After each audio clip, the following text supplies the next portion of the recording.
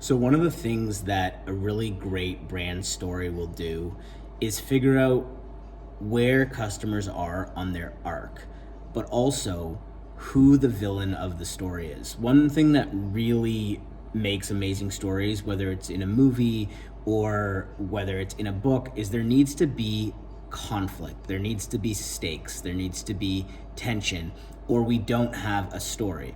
That's one of the differences between a story and a narrative, right? Is that like a narrative, they might say, this happened, then this happened, and this happened. But a story takes you on a little bit more arcs. There's actual tension to what's being said, and there's things that, again, are at stake.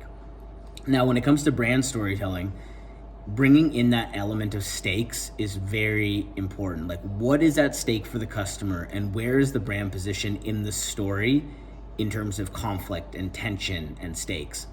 So I was watching TV the other day and I see these commercials, and one of them is for Swiffer, and it really made me think of this done really, really well. And if you haven't heard of Swiffer, I mean, I'd be very surprised if you hadn't, because they're so popular. And one of the reasons they're so popular is because their brand storytelling is immaculate.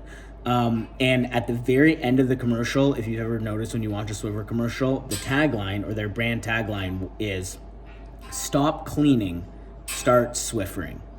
Now, the reason that that's incredible from a stakes perspective is because what they're saying is cleaning is the villain of their solution of Swiffering. Swiffering isn't cleaning. In fact, it's Swiffering. Totally different act. And what they're doing is, by Swiffering, you're actually fighting cleaning, which is interesting because you'd think that they're the exact same thing, but they're not. And when brands position this way in their storytelling, they do a really good job of carving out market space where nobody else is. Another good example of this is Dove. One of their big lines when they came back into high popularity was, "It's not soap, it's Dove." Brands have been doing this for a long time. Of course, Dove is soap, but that's like not even the point. The point is that when you're talking about building incredible brand position, incredible brand stories with high stakes that solve customer problems, they need to understand where they're positioned. And by Swiffer not positioning as cleaning, they don't even have to worry about the cleaning space. They can completely annihilate their competition.